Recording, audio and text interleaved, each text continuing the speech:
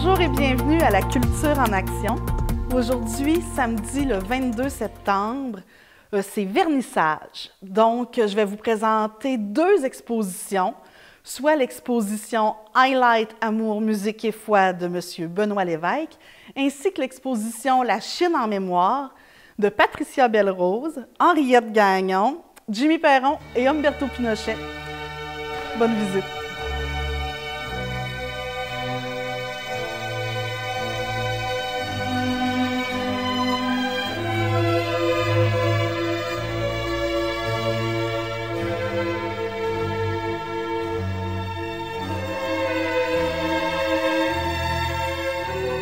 La première exposition que j'ai à vous présenter aujourd'hui se nomme Highlight Amour, musique et foi et est présentée par M. Benoît Lévesque qui est avec moi aujourd'hui. Bonjour, M. Lévesque. Bonjour. Ça me fait plaisir de vous recevoir aujourd'hui ici au Carrefour culturel Paul-Médéric en ce jour de vernissage Moi de même. De votre exposition. Monsieur Lévesque, premièrement, parlez-moi donc de votre exposition. Qu'est-ce qui vous a amené à vouloir présenter cette exposition-là ici? Bien, au départ, c'était une suite logique à ma dernière exposition que j'avais faite en 2016 qui s'appelait Moments d'intimité, que c'était relié un petit peu sur le voyage que j'avais fait. Okay. Puis, ben, j'ai voulu faire une exposition avec des thèmes plus larges, qui est l'amour, la musique et la foi. Ah oui, ouais, c'est ça. Qui est le titre de cette exposition ouais, ici que vous présentez. D'ailleurs, dites-moi donc, qu'est-ce que représente ce titre pour vous? Bien, ça me représente un peu tout mon univers artistique. Okay. Puis c'est pour ça que chaque tableau est à quelque part dit un petit peu mon inspiration, d'où vient mon inspiration. J'ai voulu faire cette exposition-là pour les gens, pour voir à quelque part c'est quoi, là, où on va chercher notre inspiration là, profonde. Okay. Puis les tableaux se sont construits comme ça. C'est les 2 dernières années de production. Là.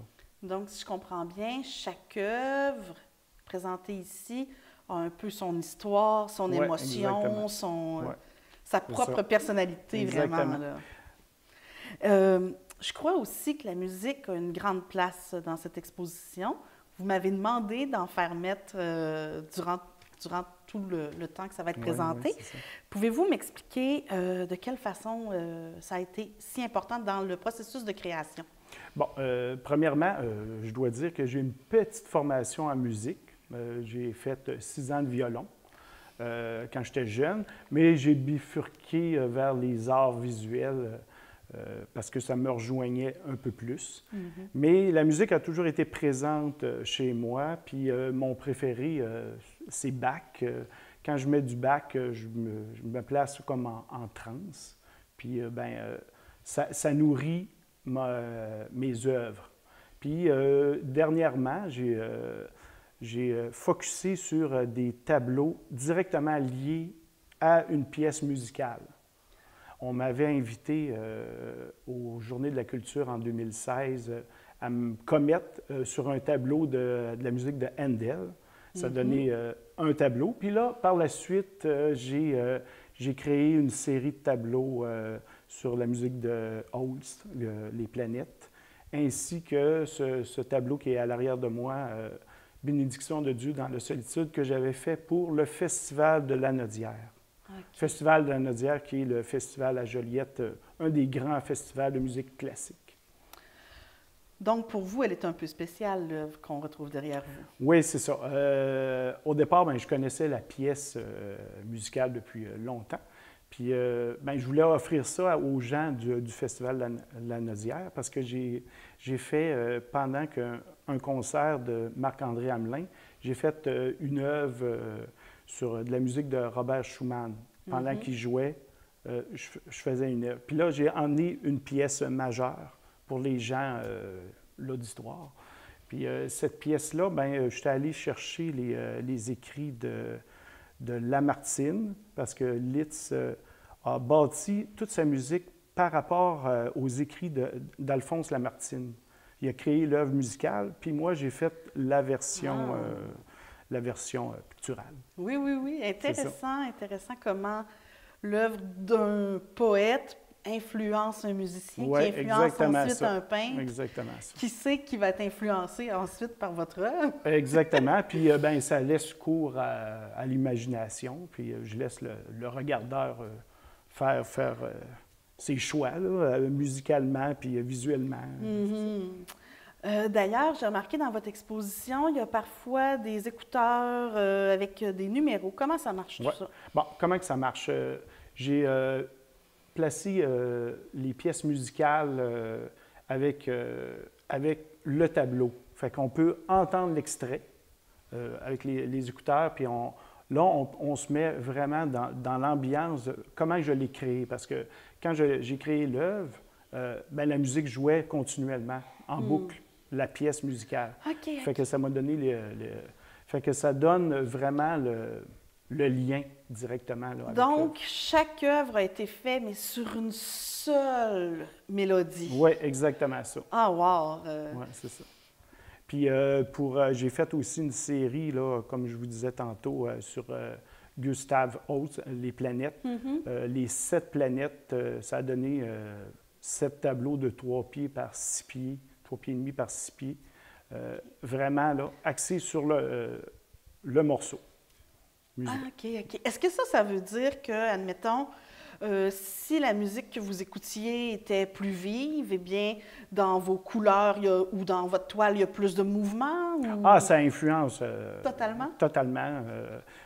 Comme la musique de Bach, qui est mon préféré, ça me permet d'être en transe, là, tout de suite. Puis, ça permet des tableaux libres, très libres et ouverts. OK, OK. Donc, pour vous, ça doit être quand même très enrichissant, cette façon-là de travailler. Oui, c'est une façon de travailler. Demain, peut-être je vais travailler autrement, mais je vais chercher un petit peu les énergies un peu partout. Moi, je travaille à partir de la nature, mais la nature, c'est plein de musique. C'est vrai, c'est vrai. C'est un rythme. Franchement, je vous remercie, M. Lévesque. C'est de toute beauté. Merci beaucoup. Bien sûr, on invite les gens à venir voir ça. Hein. C'est doux et en même temps, c'est vivant. C'est vraiment... ça vous ressemble beaucoup. Oui, merci. Malheureusement, vu que l'exposition dure seulement 10 jours, ceux qui n'auront pas le temps de venir ici voir votre travail, est-ce qu'il y a moyen de vous contacter ou de voir vos œuvres ailleurs? Oui, moi, je suis représenté par la galerie Art et Style de Baie-Saint-Paul depuis près de 20 ans. Donc, la galerie juste en face, ici, exactement, de l'autre côté de la rue. très bonne galerie. Ils suivent ma démarche. Ils investissent dans l'artiste. Je peux faire cette exposition-là grâce un peu à mon lien d'affaires que j'ai avec eux. Puis, on peut me retrouver aussi là, sur Internet si quelqu'un veut communiquer avec moi, tout ça. Donc, à quoi, Benoît Lévesque? Benoît Lévesque, là, je ne pourrais pas vous dire, là, exactement. On tape ça sur Google. Benoît Lévesque, artiste, puis tout simplement, c'est ça. Puis, comme je vous dis, je suis représenté par la galerie Art et Style. Ils vont être heureux de nous recevoir. Merci beaucoup, c'est un plaisir pour nous aussi de vous recevoir. Au plaisir.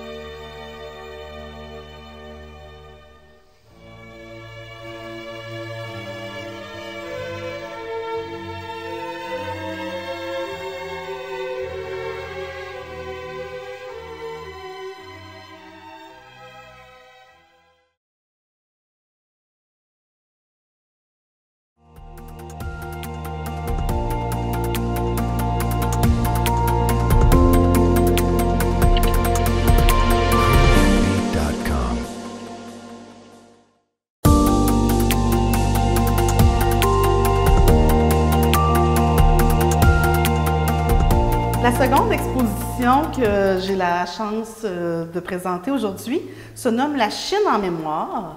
Et j'ai la chance d'avoir avec moi les artistes qui l'ont créée, Madame Patricia Belle-Rose, Madame Henriette Gagnon, Monsieur Humberto Pinochet. Malheureusement, Monsieur Jimmy Perron n'est pas là, mais fait également partie de l'exposition. Cette exposition-là, dans le fond, vient d'un échange que vous avez fait avec des artistes chinois. Et vous nous présentez aujourd'hui des œuvres qui ont été créées suite à votre échange, suite au voyage que vous avez fait là-bas. C'est bien ça? Oui, exact. Oui. Eh bien, pouvez-vous me dire alors d'où vient cette idée-là de faire un échange avec des artistes chinois? Oh, je pense que Humberto avait quelque chose à dire sur le chapitre. Ça serait né lors d'un 5 à 7. Je pense que l'échange avant, c'était dans les programmes des échanges internationaux des Rêves d'Automne. Alors, il y a des artistes chinois qui sont venus il y a 2 ans. Une délégation de Chine. Et Patricia avait participé à des artistes qui avaient reçu et puis faisait partie de ce projet-là. Et par la suite, on a été invité, la contrepartie, on fait partie d'une exposition en Chine. Alors, à ce moment-là, j'ai joint la sélection de l'équipe qui est allée en Chine avec Henriette, Patricia et Jimmy. OK. C'est vous, par contre, qui aviez accueilli ici aussi la délégation chinoise, si je comprends bien. Oui, ça faisait partie du projet Couleurs sur le monde, je pense que ça s'appelait comme ça. Puis à chaque année, le Rêve d'automne invitait un pays à venir exposer avec des Québécois. Puis moi, j'ai fait partie de la cohorte. On était 2 artistes qui partageaient, dans le fond, un chalet avec 5 artistes chinois qui étaient venus. Puis ça a été un super bel échange. Puis par la suite, eux, ils ont décidé de nous inviter aussi. Mais d'inviter plus d'artistes, on était 4 à partir. Donc moi, j'ai fait partie du voyage. Puis 3 autres artistes se sont joints à moi avec le... Parfait. Et puis là-bas, comment ça s'est passé? Racontez-moi un peu comment ça se déroulait vos journées là. Oh, on a eu un accueil assez extraordinaire d'abord. Je pense qu'ils nous attendaient. Ils avaient préparé une semaine bien remplie, vraiment bien comblée. On a pu visiter des musées, des sites extraordinaires, des endroits, des temples, des parcs. On a dégusté une foule de mets que, évidemment, on ne retrouve pas nécessairement ici. C'était quelque chose de très, très atypique de là-bas. Donc, il y avait une préoccupation de bien nous encadrer. D'abord, il fallait qu'on soit continuellement à l'affût puis émerveillés de tout ce qu'ils nous ont fait voir. Et je pense qu'ils ont bien réussi, ils ont vraiment bien réussi. Oui. On a passé une semaine extraordinaire. Donc, c'est qui là-bas qui vous ont accueillis? C'était les artistes qui étaient venus ici? Exact. Oui, mais je pense qu'il y a un institut aussi qui... C'est l'Institut des arts traditionnels chinoises de Nanjing qui était qui faisait l'invitation. Puis c'était aussi dans ces locaux où il y a eu lieu l'exposition à Nanjing. Donc, parlez-moi-en de cette exposition. C'est des œuvres que vous aviez faites ici, mais spécialement pour le public chinois? Oui, exactement. C'était des tableaux qu'on avait préparés. Puis en même temps, là-bas, on était reçus. Et puis, il y avait la délégation qui avait exposé ici, qui avait aussi exposé avec nous. Alors, c'était une exposition des 2 pays ensemble dans l'Institut. Ah, intéressant. Cette exposition-là durait longtemps. Vous avez eu beaucoup de public. Comment c'était? Vous avez eu un vernissage. Est-ce que ça ressemble un peu à quand, ici, on crée une exposition? Tout à fait, je crois. Hein? C'est Oui, dans, oui, le oui, même, avait... dans la même ordre d'idée. Mais je pense qu'ils aiment ça faire quand même éblouissant aussi. Là, c'est parce qu'ils avaient pris des grands moyens. C'était plus protocolaire qu'ici. Il y avait beaucoup Des détails, comme ils ont coupé les Roubaix à l'exposition, il y avait la présence des grands dignitaires, il y avait la télévision, il y avait les consuls du Canada aussi qui en fait partie. Et puis il y avait des hostesses, il y avait les tapis rouges. à l'entrée. Ouais, c'était vraiment... on nous sommes vraiment reçus de façon extraordinaire. En tout cas, on regarde des photos puis quelques extraits de vidéos si jamais vous en avez besoin. Et bon, c'est intéressant. Donc, vous avez été reçus comme des rois là-bas, si je comprends bien. Oui, comme il se doit. En fait, c'est ce que j'ai remarqué. J'ai trouvé que la façon dont ils se sont occupés de nous, l'hébergement, tout le plan qu'il y avait pour la visite, on avait l'impression qu'ils nous donnaient le meilleur d'eux autres mêmes. Oui, c'est vrai, exact, oui. En même temps, je voyais aussi là, dans un lieu où il n'y a que des pictogrammes, il n'y a pas un écriteau en anglais, en indien. Alors, tu ne pouvais même pas dire où est-ce que tu vivais. Tu ne pouvais même pas dire à un taxi de t'amener. Alors, c'était... On allait vers le nord parce que c'était le matin et on avait le soleil du côté est. Là. Puis là, on roulait 20 minutes à 75 km/h. Ensuite, on allait vers l'ouest, vers la ville de Nanjing pour encore une dizaine de minutes. Là, on calculait qu'on était à peu près là, à 70 km de la ville, là, dans un lieu magnifique, entouré des plantations de thé, des forêts de bambou, un lac. Et puis, on était avec un interprète. C'est ce que j'allais dire, il vous fallait des guides, des traducteurs. Et avec un chauffeur aussi, parce qu'on était, les groupes, on était 6, notre délégation, plus l'interprète et plus le chauffeur, qui s'en occupait de nous amener à toutes les invitations qu'on a reçues. Ouais.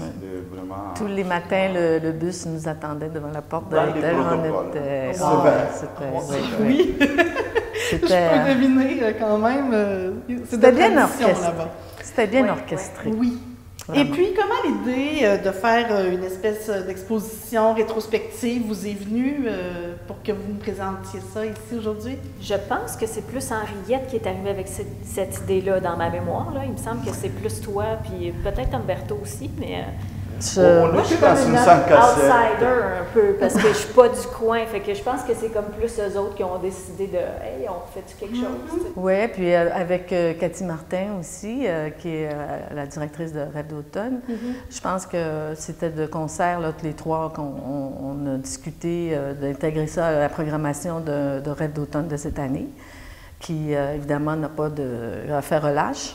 Et on est quand même très, très content de pouvoir profiter de cette période-là qui, normalement, est assez comblée, est assez bien remplie. Bien, c'est nous maintenant, c'est nous qui devons occuper cet espace-là, puis on en est bien contents. Oui. Ah, ben oui. C'est le fun de se retrouver aussi. Oui, oui, oui. Et d'ailleurs, qu'est-ce qu'on retrouve dans votre exposition? Parlez-nous un peu des thèmes, parlez-nous de qu'est-ce qui vous a inspiré ou qu'est-ce que vous aviez envie de nous montrer? Une foule de choses. Qui commence. Je pense que la Chine, évidemment, là, c'est un pays là, d'une population et d'une immensité incroyable. Nous sommes arrivés là et puis quand tu débarques dans une ville comme Shanghai, de 25 millions d'habitants, en fait, là, c'est eux, le futur, c'est nous, le tiers-monde. Alors, immédiatement, il y a un choc là, par rapport à stéréotype qu'on a de la Chine. Alors, c'est un pays moderne, super, super ordonné, et puis où la police n'a pas de gun, ils te pointent du doigt, il n'y a pas un écriteau sur le mur. Tous les piliers d'autoroute, ils ont des plantes qui grimpent. Les édifices qui construisent, ils ont des espaces verts avec des pistes cyclables. Alors, l'idée d'une Chine traditionnelle, arriérée du siècle dernier, elle n'existait plus. Alors, on a été comme confrontés à ces contrastes entre tradition et modernité, et puis des détails, des choses, les choses les plus petites, aux aspects les plus grands aussi de la Chine. Je pense qu'on a été dans les mêmes autobus, on était dans les mêmes promenades, et on a eu la chance de partager aussi ce sujet qui s'est dévoilé devant nous d'une façon différente. Alors, on a 4 visions différentes d'avoir vu cette expérience qu'on a vécue ensemble, et c'est la richesse de l'art aussi. Oui. Est-ce que l'impression qui vous est restée de la Chine, ou de l'art que vous avez eu la chance de côtoyer, de voir là-bas, influence aujourd'hui votre travail ou votre vision? Bien, moi, j'ai senti une réciprocité avec ce que je fais juste parce que j'ai trouvé que, en général, les gouvernements qui subventionnent l'art chinois traditionnel, mais justement, c'est basé sur le respect de la tradition. Puis, dans ce que je fais, tu sais, je suis très traditionnelle dans ce que je fais de pictural, tu sais, oui, c'est ça, fait que je sentais une réciprocité, puis c'est sûr que ça m'a touché beaucoup, ça, de voir qu'ils peuvent continuer à perpétuer la tradition, puis de vivre de ça aussi. Mm-hmm. La place de l'art est très importante, je crois. Parce qu'on a eu l'occasion, comme je le disais tantôt, de visiter des musées. Puis ce qui nous a beaucoup étonnés, à un moment donné, un musée très, très vaste où il y avait un étage strictement réservé pour les enfants. Oh, alors, d'âge scolaire du primaire en allant jusqu'à peut-être début secondaire, ce qui correspond chez nous. Chez eux, je ne sais pas de quelle manière c'est hiérarchisé. Mais c'était impressionnant de voir le travail des enfants. Puis la mise en valeur du travail des enfants, c'est ça qui est impressionnant. C'est très inspirant pour moi qui ai fait un cours en enseignement des arts. J'aurais aimé ça, voir ça à cette époque-là parce que c'est là que tu vois toute la créativité que les professeurs peuvent avoir justement pour transmettre l'amour de l'art aux jeunes. C'est vrai. Oui. Et malheureusement, ici, ce genre d'exposition-là a lieu dans les écoles, mais n'est pas accessible au public. C'est très, très rare qu'on voit une exposition d'enfants. Alors, mais l'exposition, ce n'était pas des feuilles de papier collées avec la gommette là, dans l'entrée. C'était un musée avec des œuvres qui avaient été répertoriées là, par des tendances et puis qui étaient là, exposées là, comme des grands artistes aussi. Alors, il y avait comme un respect aussi envers le travail des générations à venir. Et puis, il y a aussi un autre aspect qu'il faut mentionner, c'est que les artistes sont des salariés d'État en Chine. Alors ça fait une très grosse différence par rapport à nous, qu'on doit jongler avec la survie. Là. Alors on voyait leur travail imprimé là, dans des éditions, là, comme on en voit rarement des livres d'art imprimés aussi au Canada. Alors c'était très impressionnant de voir qu'eux, ils considèrent, les gouvernements, ils considèrent que les arts, c'est quelque chose de très important et puis qui se reflète dans différents aspects aussi là, de la culture et de la vie chinoise, là, cette préoccupation permanente. C'est vraiment beau hein, ce que vous nous dites sur ce que vous avez vécu là-bas et ressenti et la place de l'art, des artistes. Franchement, c'est inspirant pour nous. Hein? Ça vaudrait la peine de réfléchir et peut-être de se laisser influencer un peu. Est-ce que vous avez une anecdote, quelque chose que vous auriez envie de nous raconter? Peut-être sur la cohésion du groupe, peut-être... D'abord, premièrement, c'était exceptionnel de voir qu'on se retrouve 6 personnes. À certains moments, on était 5 ou on était 4. Mais l'harmonie était totale entre toutes les personnes. On a eu du plaisir, on s'est développé des amitiés aussi.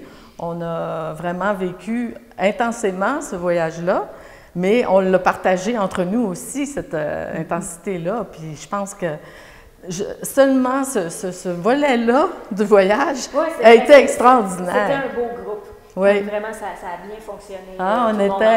On était vraiment, on a été bien sélectionnés, je pense. Ça, c'est le fruit du hasard, parce que ça aurait pu être autrement, hein, mais finalement, on a eu bien du plaisir. Des anecdotes, oui, il y en a plein. Peut-être qu'il y en a qui vont... Est-ce que tu en as une à ton idée? Mais moi, je me rappelle qu'à un moment donné, on se promenait, puis on m'a fait remarquer que je marchais un peu vite. J'étais difficile à suivre. Mais moi, je voulais tout voir. Hein? Oui, c'est vrai, je me rappelle de ça. Les gars suivaient en arrière, puis ils commençaient à trouver ça essoufflant. Hein? Puis finalement, regarde. Moi, c'est des soirs à Shanghai, on est rentré dans son tuk-tuk. Oh my God! Puis les gars, là, ils traversaient les autoroutes, ils ne s'arrêtaient pas, là, ils klaxonnaient. Là, puis là, on était dans une 2 places. Là. Oh oui, dans une moto, là, c'était incroyable. On n'a pas arrêté de rire et d'avoir peur. Puis il a fait 2 voyages, ce qui est spécial, on va le raconter un peu. Il a fait un premier voyage, j'ai embarqué Cathy, Karine et Jimmy. Puis là, on s'est dit, nous autres, on va marcher. Nous, on voulait pas, on avait peur. On ne voulait pas embarquer là. C'était une espèce de petit scooter avec un siège double à l'arrière. Fait que là, on a dit non. En fin de compte, on marche de l'hôtel où est-ce qu'on avait pris un verre. On marche jusqu'à notre hôtel, ce qui n'était pas très loin quand même. Et là, qu'est-ce qu'on voit arriver au bout de 10 minutes? Le gars, il nous a trouvés dans les rues. Tu sais, on ne prenait pas des chemins ordinaires. Là, on n'était pas sur des grandes avenues. Il nous a trouvés. Puis là, il arrête à côté de nous. Puis là, il nous fait signe d'embarquer. Fait que nous, OK, finalement, on s'est retrouvés. C'était hallucinant. C'est vrai que j'ai ri aux éclats tout le long. En tout cas, je vous remercie de nous donner la chance de mieux connaître l'histoire que derrière ces tableaux-là, d'avoir la chance d'y voir aussi. Bien sûr, on invite le public à venir. Ça ne dure pas très, très longtemps, c'est jusqu'au 30 septembre. Ouais. Mais ça vaut vraiment, vraiment, vraiment le détour. Donc, merci Madame Belle-Rose, Madame Gagnon, Monsieur Pinochet. J'aimerais, moi aussi, puis de la part de mes amis, j'aimerais remercier le Centre culturel, le Carrefour de nous offrir cette belle opportunité-là. Et j'aimerais remercier aussi le Festival Rêve d'automne. C'est grâce à ce festival-là qu'on a pu profiter d'une expérience aussi enrichissante. Merci beaucoup. Merci.